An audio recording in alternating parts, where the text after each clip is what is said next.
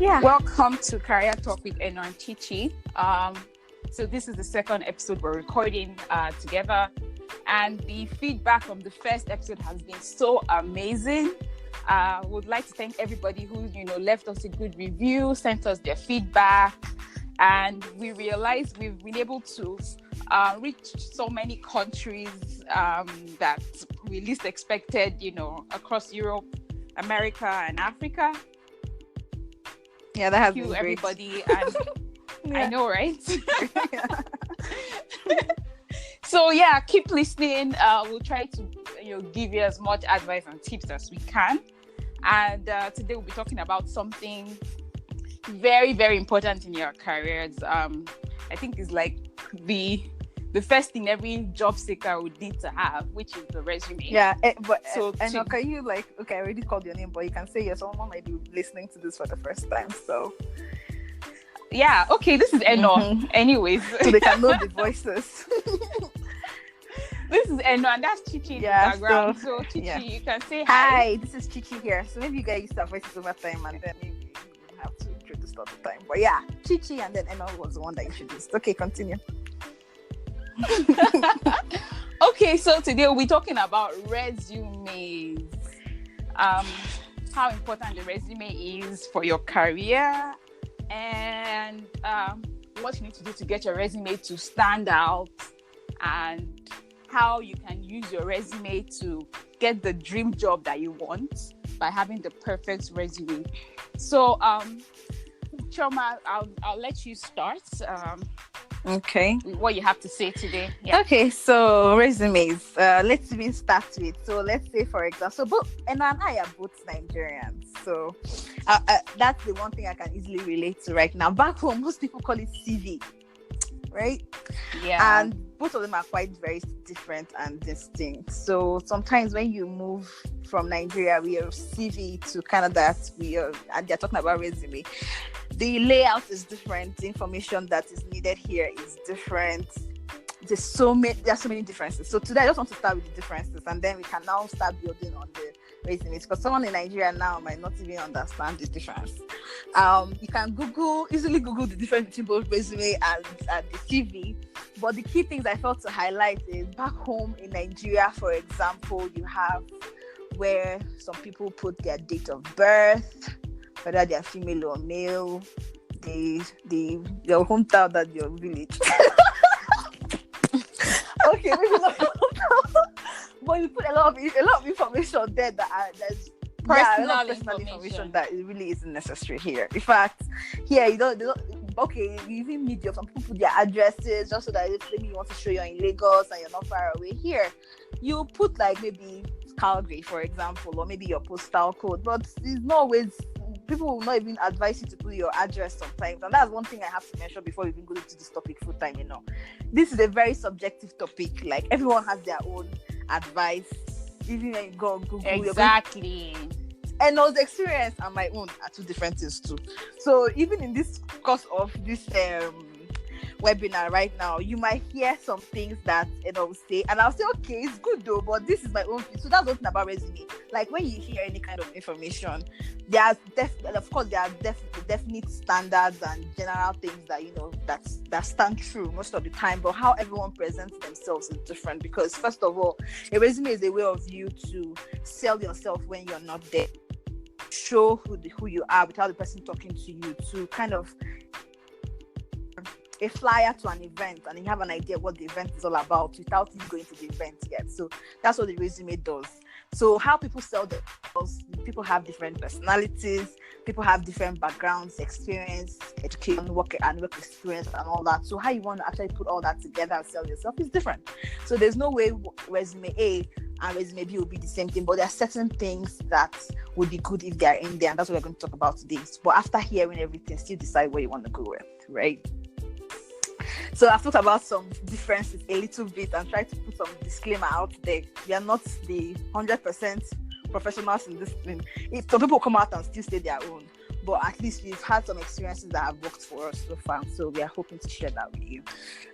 So the one thing I'm going to talk about when it comes to resume, and then maybe go back to Eno so you don't get bored by my voice, is getting someone to review your resume. when you are writing any document, whether it's a work document or whether it is anything at all, when you're in it for too long, you might tend to miss out on some mistakes and typos that you might not just catch. So it's always good to have a second pair of eyes, fresh eyes, to look at it, just so that you make sure that you actually don't have mistakes. Because even if you're very good with your grammar and everything and you mistakenly have a typo, people will think you're not competent. People will think, how will she handle work? Like, it's not a good first impression, because your resume is your first impression. That you won't be able to defend and say, oh, it was just a mistake. Like, it's always good to have someone else look at it. So don't depend on just what you've come up with and feel like, oh no, I've got this sorted out. Like, no, it's perfect.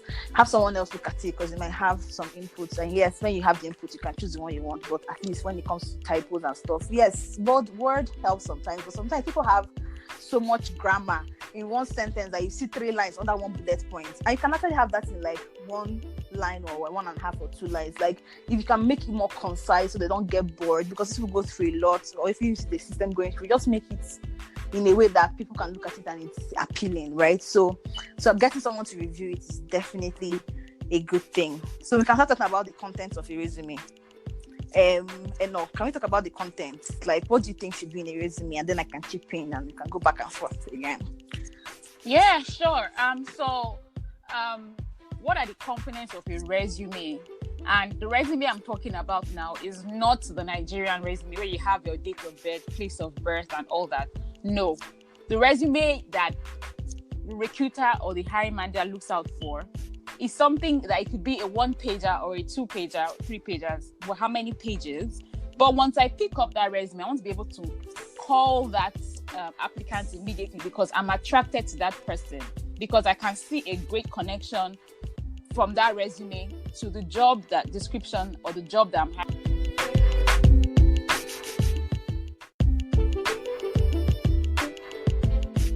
So what should be the key content of your resume? This is very, very important because your resume must be catchy, but it shouldn't have too much verbiage and too much wording that it becomes like a storybook, but it should have and highlight all the key content. So what should be on your resume is, of course, your name boldly at the top with your city or your postcode, your phone number, your professional email, not your funky email, and then your LinkedIn URL. And then just after that, have the job title there. So if you're applying for a project manager job or a pharmacist job or a nursing role, have their nurse or project manager or medical doctor, whatever your title is, have it right there. And then you have your professional profile. So highlight like about 5 sentences briefly about your professional profile. How many years of experience you have in that industry, what domain and industries you work in, what your key experience is, what your key strengths are. So for example, say you're in the tech industry, you can highlight that you've been in tech industry for 10 years and these are the core competencies that you have. And you can go on to highlight your core competencies as a separate subsection, and you can highlight them, different softwares or technologies you've used, your different skills, customer relationship skills, conflict resolution skills, tech skills, if you're in accounting, budgeting and reporting, planning, taxation, advisory, those kind of key strengths that you should have for accounting, for example. So you have those keywords there.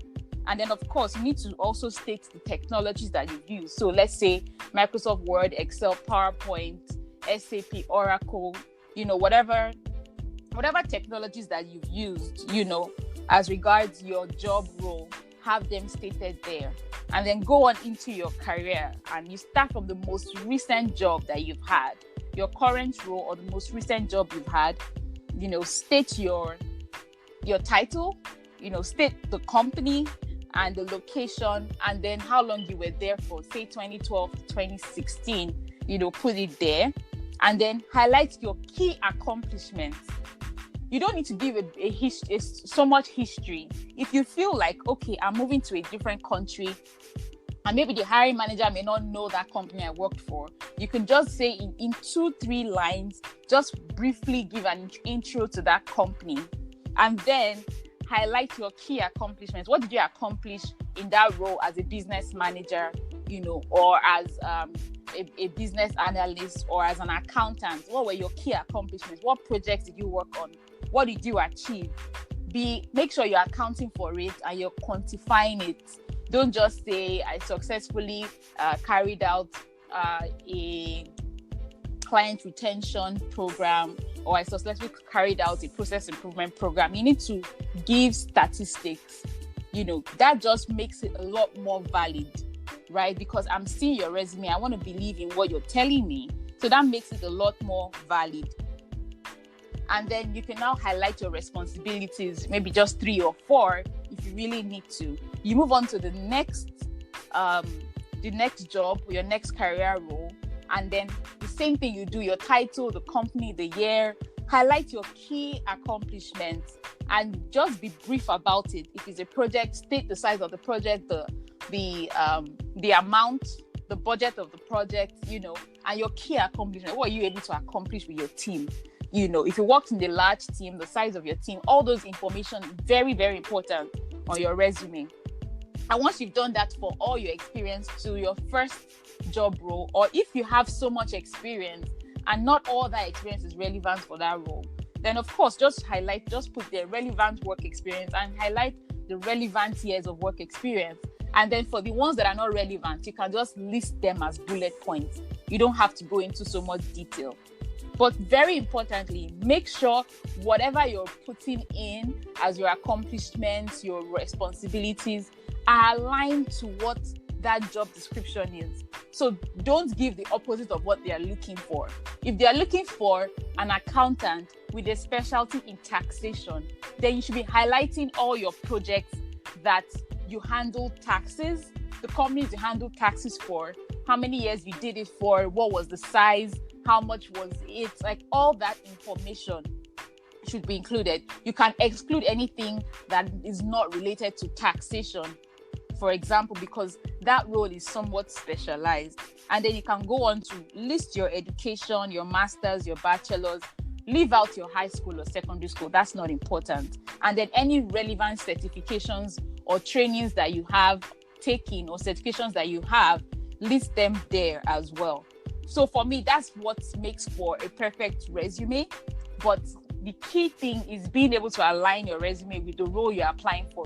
Make it to be an almost perfect match, that when a hiring manager sees your resume, the hiring manager wants to pick up the phone and interview you immediately because you seem to be a perfect match already. So, Chichi, what do you have to add? I think I've said what I think should be on the resume.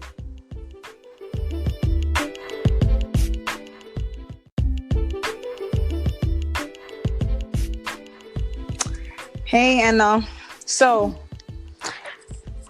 when you said something about funky email, in my mind, I felt like someone is going to be like, what's funky email? So I thought, okay, let's have an example. So what if you have enolafunky@gmail.com? Why me? It's not you that said it. So enolafunky is a funky email. Oh, hot chick. So enolafunky 97 or hot chick 1094. Thank you. So that's funky email. That's example of what she was trying to say. Swag boy. Star girl at gmail.com. Better to have your full name. It makes you look more professional, like say enoeka at gmail, ymail.com, or Shoma Ogamba at ymail or gmail or yahoo or whatever you're using, right? So stuff like that makes it better. So I just felt like kind of throw more light on that, because some people might be like, what's the funky email? What does she mean? Yeah. What else again? Okay, I think that's it about what you said, but the points you gave, they were very valid, and most of them were actually on my list as usual. So let's go to the ones that she hasn't mentioned. There's one thing I'm going to say. So she kind of touched on it a bit, but I'm going to throw more light on how you actually present yourself on your resume, and actually how you try to tailor your resume to the job description that has been given on the job posting.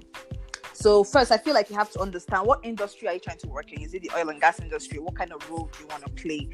If it's a particular company, so most of the topics we're going to be talking about in the next how many months or next episodes that we have are going to be quite intertwined. So when it comes to resume, I feel like networking plays a part in it. And when I say that, what I mean is, if you have a particular company you want to apply to and you know one or two people in there and that which must have probably come to networking, or you have even just your friends working there is networking, you already know the person. You don't have to you don't have to do something so fancy like LinkedIn and but if you know people that work there already, you could always ask them, okay, how do you guys, is there any particular thing they look out for? Like, is there a particular way I should actually put it? Like, they might have some insider information that might actually help you to know such a way that, like I said, once the recruiter sees it, they'll be like, okay, this person is a very good fit for the company and for the role. So that networking comes in there a bit, because insider tips are very helpful, but it's not a must that you will always have that. Sometimes it just works out that you do, and sometimes you might not. But if you do have someone, don't be in a hurry to submit that resume unless you're probably running out of time and you can't reach the person. But if you have some time, like within 24 hours, try to reach out to the person and get the person's tips and see whether the person has anything to offer to you, based on what you should have before submitting. And then keywords. So if you're in a particular role now, and let's say you're trying to apply for a particular role rather, and let's say, for example, it's a business analyst role, there are some keywords that you might mention that actually, if a hiring manager is looking at it might not be a hiring manager that look at it, usually HR that look at it most times, but there are some keywords that they might have that the hiring manager might have put in there, like, have you participated or led workshops, or like certain things that are related to business analysis that if you're explaining, you cannot come out and say, I have led some meetings. And if it's a workshop, if it's a focus group, if it's just like, try to use the keywords so that they, from day one, when they look at it, if it's what is in the JD, they can say, okay, this matches. Like, it's easy to see that the person understands their role in their previous role and the role they want to go into.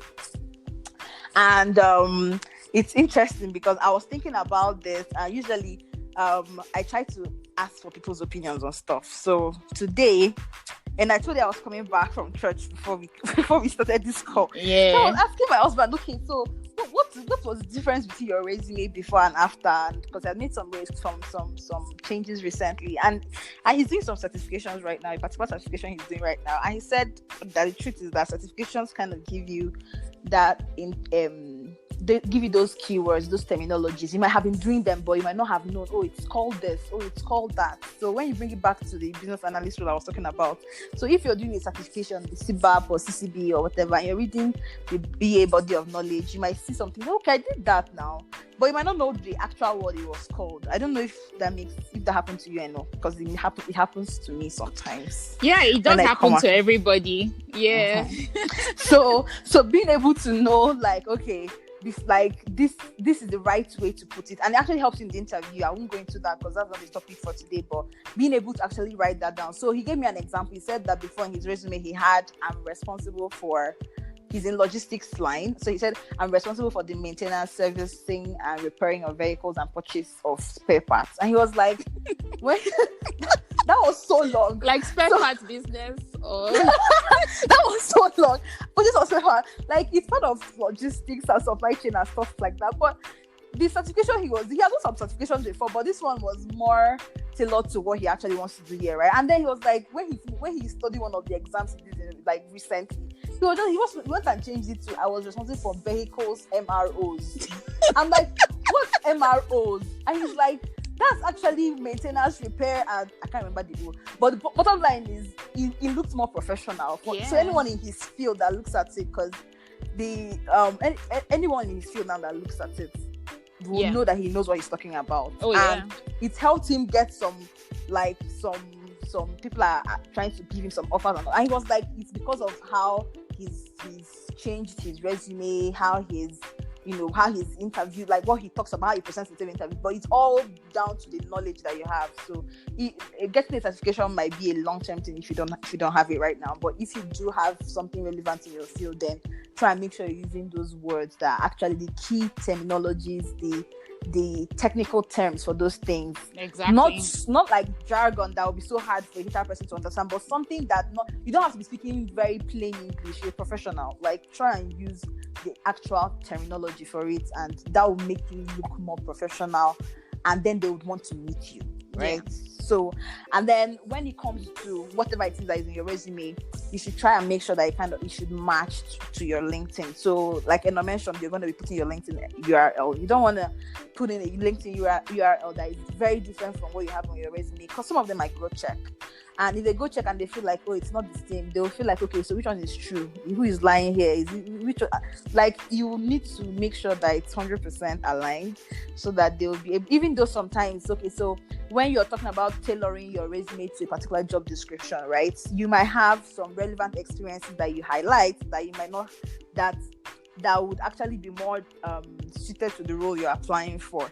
Yes, when they go to the resume, the LinkedIn, they might see more than what is on the resume, but that's fine.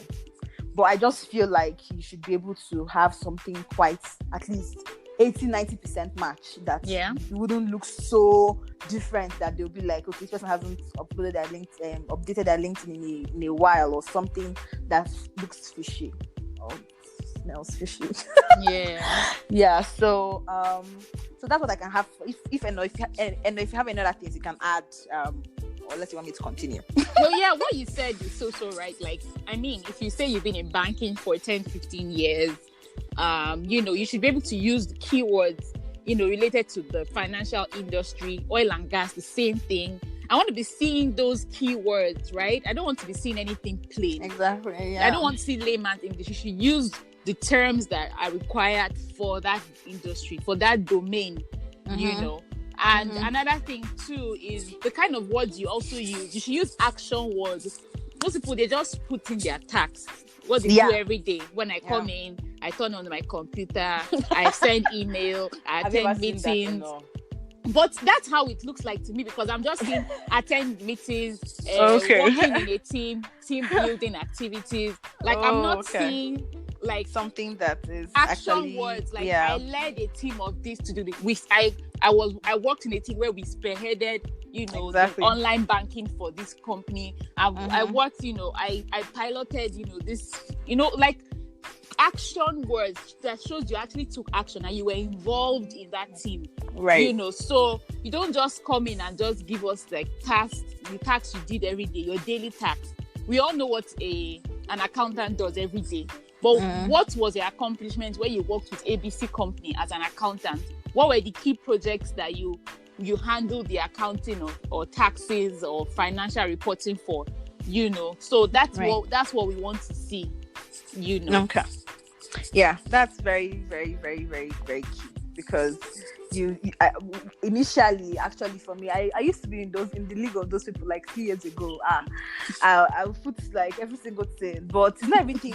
Another thing, when you do a lot in the course of your career, or in the course of a particular work experience for a particular number of years in a particular company, but you don't have to put every single thing. Put the ones that are impressive, like highlight those ones that you're proud of, and put those ones that that will actually impress people and want to know. And they will tell me more about that. Like, pick those ones, sieve them out, and put it. You don't have to say, oh, I have to put every single thing I did. You might take too much space, and some of them might not be interesting. Pick the interesting ones, and then if you still feel like you want to fill up some space, then put those ones at the end. But the first few bullet points should actually be very catchy, and want to meet. I will look at it and be like, oh, I need to talk to this person, right? Exactly. So that's what it should be. And then, so when it comes to tailoring your resume again, to apply for a role. So she's mentioned something about accounting. Then we can go into that. So if you say, let's say it's tax, a tax role, and there are other things that you've done within accounting that's really not tax. So you bring the tax related ones first, and then the last ones can be towards the end, right? So you can have your relevant experience, and then you can have your other work experience. You can choose to remove those ones, but personally, some people do remove it, but personally, I feel like if there are ways, even if you just the heading of what you did, you do not have to go into details of ones that are not relevant, but still put those ones, because you never really know what's actually attracting the person to call you. They might be like, okay, we are hiring for tax too, but this person might be useful in budgeting or something, and then they see that you have some budgeting somewhere, you just put budget planner or whatever at the end, because it's not relevant, right? But they might see them like, okay, we can have more than we are asking for if we get this person. Exactly. It's not just going to be what we want, right? So it's a cocktail of a lot of things. So I've had, I'm not going to specify the exact role, but I had a particular role where I was part of, and the main reason, let me not say the main reason, but one of the reasons that I was hired, eventually I came to find out, was that it wasn't just the relevance to the role, it was other things. It was the customer service part of it, because they felt okay, she'd be able to handle clients very well. It was the financial part of it that is not even related to the role. Like, it was a cocktail mix of these different things I have going on, and those are actually end up being important in that particular role. It might not be key to the role, but it just makes you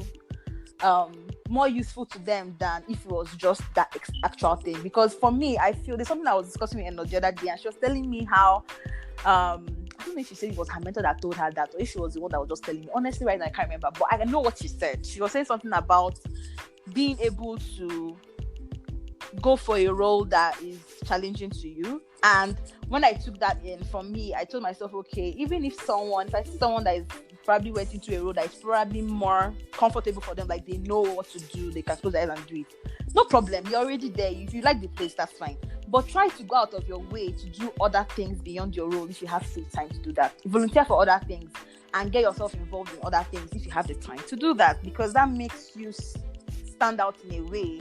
Because when you start getting in more responsibilities beyond what it is, if it's allowed, I'm not saying go out of, like, look at your culture, your company culture, everything, look at everything before you decide this, but take this advice at your discretion, please. Anyway, going back to the advice, if you're doing more than what you actually want to, what you actually hired to do, I feel like it's something that could open doors for them to say, okay, this person can take up more responsibilities. Why don't we give them a more challenging role, which might be something more rewarding when it comes to pay? I don't know, I'm just saying. What do you think? Because I've heard stories where they tell me, oh, I started with this role, but I felt I wanted to just challenge myself, and I went to get engaged in other things, and then they felt, okay, she can handle more responsibilities, and they promoted her and they promoted him. I've heard it like 2-3 times. So it's either from day one you apply for something that's challenging, which is good, and then you're really challenged. Every day you do something new, you're learning, and it's not just what you're comfortable with. Maybe 60-70% of the role you're very good with, but the other 30% you're learning and you're pushing yourself to grow and filling that role. Or even when you go into something that you're 100%, 95% or whatever comfortable with, you try to go out of that, because that means you need to have some room to grow. You have to be able to be in a role where you're learning, not just doing what you're used to. You have to be able to grow and learn, right? So that's one other thing I also mentioned when it comes to going into applying. Like every other thing that you have is not a waste. There's a reason why you have that knowledge. There's a reason why you have that experience. So don't hide it. You can project the ones that you know that they want to see, but don't completely remove it. That's my own opinion. You can have a different one, but that's my opinion. No, I truly support what you said, because you never know what part of the experience, would get you that job, you never know. You just never know. So just highlight your relevant experience, and then let them also know that, oh, I do have this other skills, because whenever an opportunity comes up for it, you could just be pushed into that new role. And like Choma said, it could be more rewarding with pay, it could be a higher level, and that's better salary for you. Yeah. So I want to talk about, some mistakes I made and I had to correct along the way that I find like other people to help them. First of all, don't list all your daily tasks. Nobody needs to know what you do every day. We know you do all those reporting on Excel and all that, but you need to give facts with figures, right? Your accomplishments, straight to the point, not listing 10 things that you did. We don't want to see that. Secondly is, if you're applying to a different country, the truth is what your role may be called in your country may be different from what is called in another country. I had that experience too. Some terms and some keywords that may be used may be different. So let's take, for example, banking. Banking in Nigeria versus Canada. The financial security instruments are different, right? So you need to know that even the job title, the title of a financial service rep is not what we call a marketing manager, in Nigeria, things like that. So you need to take note of the keywords. So when you look at the job descriptions, use the same job title. Don't change your job title. Don't leave your job title if it's different, but you know that the role is the same. Make sure your job title is aligned with the job title of that role. Very, very important. Secondly is currency. So thirdly, if you're in a different country and the currency is different from the country where you're applying to, please change the currency to the country's currency. For example, dollars. Don't leave it in naira or cedis or yen.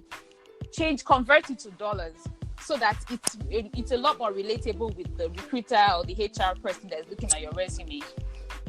And of course, if your company is not like a global company that has a lot of global presence, do good to give a brief intro about your company. That just helps the person know, okay, what industry you've worked in, the size of the company, and all that. Another thing I would like to say is don't hesitate to get reviews. Let people review your resume. If you have people, who you respect to, you look up to, that, that have been in the industry for a long time, or they are working in that same role, send them a pleasant email. Please kindly review my resume. I'm working on my resume for this role and all that. And the person can review it, because a different set of eyes, you can pick out some mistakes.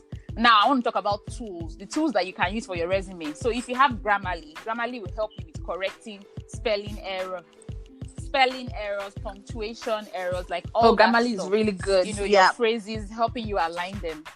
And then the second thing is being able to scan your job application with the job description. So using JobScan is a great resource for you to scan your resume. It highlights the keywords on the job description and tells you need to match up these keywords. And when you do that, it gives you a percentage range, 80-90%. At least you're good, because your resume is going to pass through the ATS.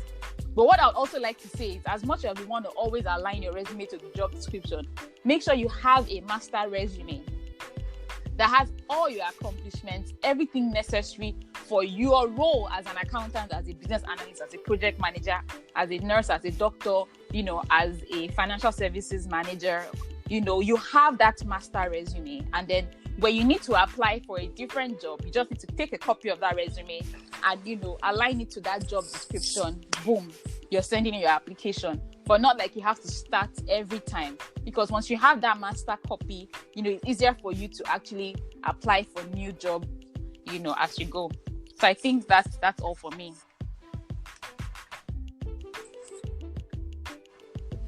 Okay, that's really good, very good points there.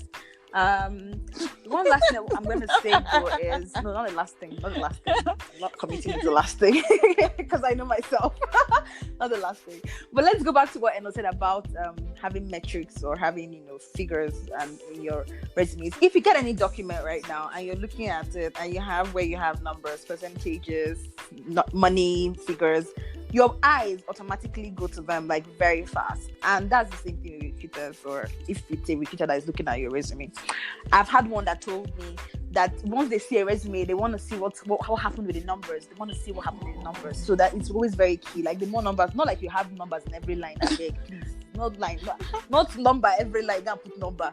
But at least have numbers so that it can be ones that are really important. So you can draw down, and that means that they can easily see the achievements immediately, the key things, and you don't have to make them to. They really scan through these things. If they don't have a job scan or ATS that goes through it, like the application that just scans it for them. If they have to go, even if the ATS does it, and they maybe like shortlist like 5, they're still probably gonna still scan it with their eyes. So you want to have something really like that will just make them to go straight to those figures. So those figures actually help you, because when you have the figures there, they have something to look at and really just gauge in a quick few seconds that okay, you want to talk to this person, right? So it helps as well. Anyway, I just felt I should mention that, so that if you put yourself in the person's shoes, I'd be like, okay, actually, when I see a paper and I see figures, I want to see what percentage is that, like, oh, we achieve 20% or reduce cost by 30% during after the project or whatever. Like, put things like that will make them want to, say, okay, this person was part of something really good.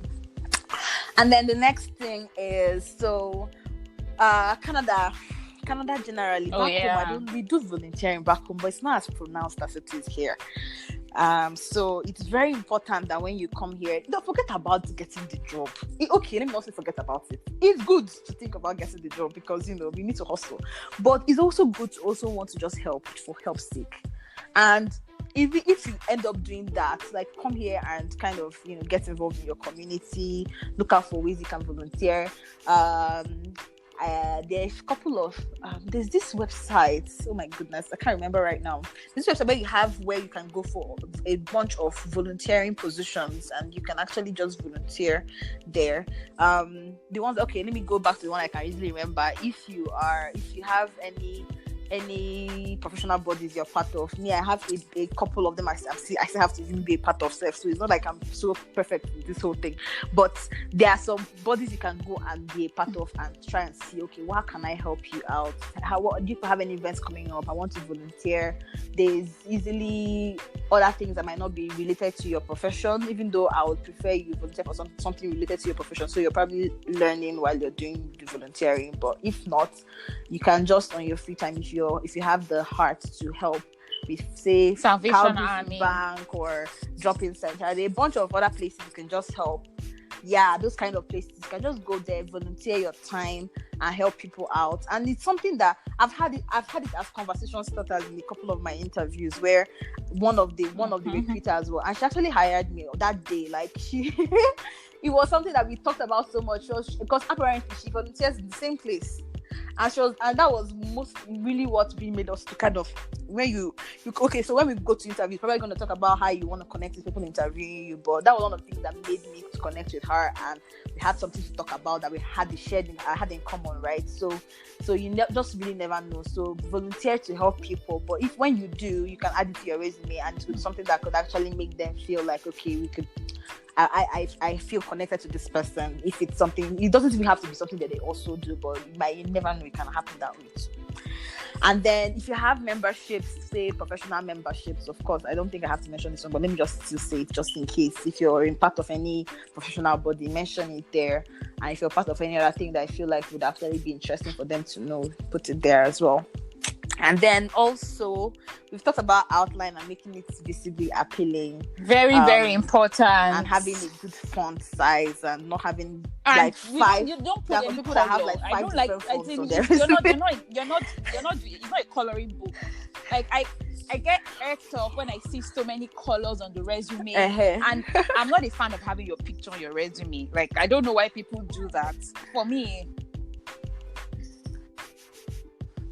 well, I think it depends on the company. I've heard that there are some companies that actually like it, and then I heard that I don't know, I don't want to say something I'm not sure, but I've heard some people say that there are some companies that like it, or some countries or whatever. I really don't know, but honestly, you just have a simple outline. If you want to use black or blue, just use one. But the one that I know I don't like is, so you see, having a lot of fonts. Like, you have a lot of fonts, like different font sizes. The ATS would even, it just makes it not organized. It's just, it puts even human beings there. If computer will not pick it, isn't that what? So it has to be something that is really appealing for someone to want to actually read further. And then, if for whatever reason, everything you finish saying today, you've done it and you've tried, I feel like, I've heard some of these things before. I thought I just need help. Oh my God. If you're in God. the IT industry, I'm going to put her on the spot. She did not tell me to do this stuff, but I'm going to do it. And I'll help people with it. Resume. Oh my God. And I don't cut this part of this video out while live. If you cut it out, put it on the comment section. And I help people with a resume for IT sector, like for the IT sector, say business analyst. But you pay how? You pay if you're her friend, I don't know, but you shall pay. You pay if it's your friend. You support our ministry. And where's my percentage? I need percentage in this thing. So she helps with resumes, so you can go to her for resumes. I help to review, but it's more of general. Like, for if you're in the IT sector, it's your girl. And then if you're not in the IT sector, you need someone, you can just go around and search. I know maybe when we post this video, I think I'll mention 1 or 2 people, but I know some companies actually do like professional resume writers, and they'll ask you grilling questions that you just, because not everyone is really a good writer that can put things together, to be honest. So you might have the money and you might want to pay for it. So if you've got to that point, because it's a good investment. So let's say, for example, you pay whatever amount of money, even if it's $100 or $200. If you work for a day or 2, depending on your salary, you make that money back. It's not a good investment. And you're now getting extra on top. So, see, our business, our ministry is moving. I'm done. I've said everything. Just a caveat. I never asked Choma to say anything like that. So.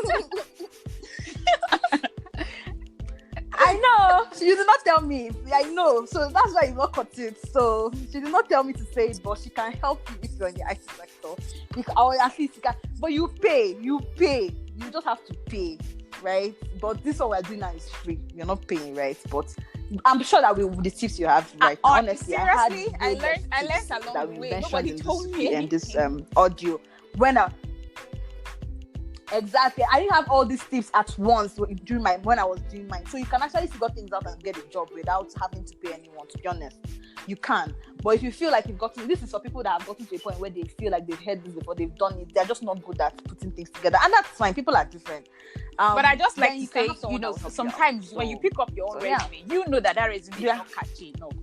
If you look at a job description, if you look at the job that's why they need that. That's why that your resume just like quite fitted.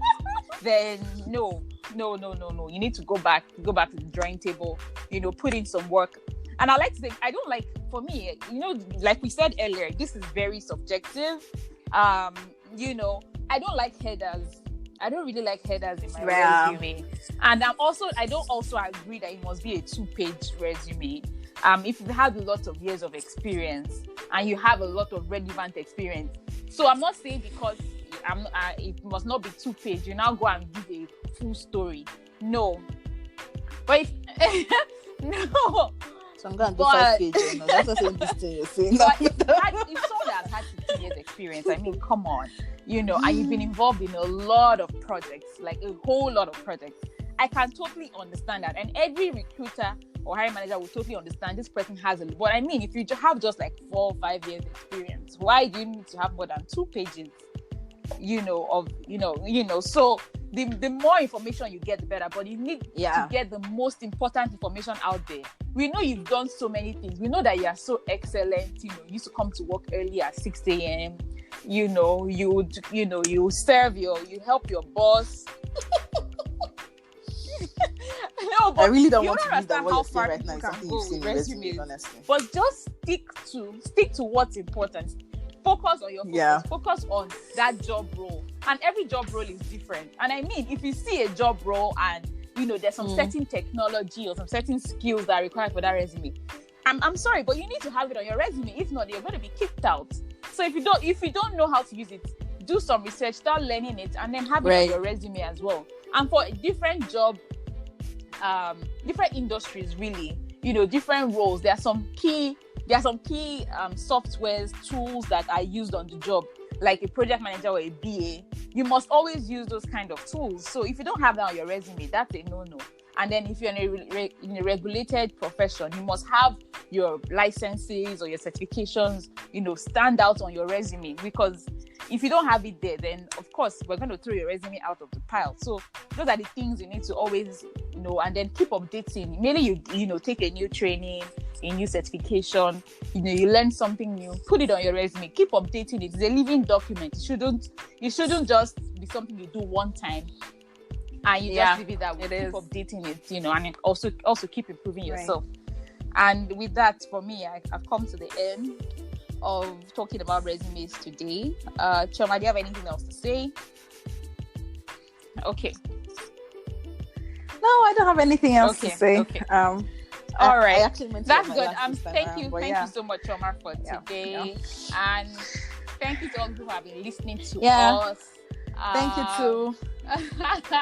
From different countries. Thank you, guys. Germany, Norway, UK, Canada, Nigeria, USA. We love you. Thank you so much. I'd like to say, if you're listening on Apple Podcasts or any of the podcast channels, please leave a review. YouTube, like, subscribe, leave a review. Any of the podcast channels, subscribe so you can always get an alert once we upload a new episode. If you're listening on Anchor, you can send us a voice message telling us how you feel.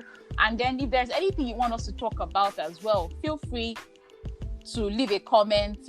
If we want to know your feedback, and we'll always find a way to, get those relevant topics necessary for your career growth. So thank you guys, and till the next episode is bye for me. Yeah, and then for me, what I'm going to say is we have a lot of interesting topics that are going to make you learn a lot. So much coming up. So watch this space. Leave reviews. The reviews make us feel happy. Exactly. Feel like we are impacting one person, just one person out there. So please leave those reviews so that you can, let the ginger be up and, So help us help All you, right. Bye. Okay. Thank you for listening. Bye.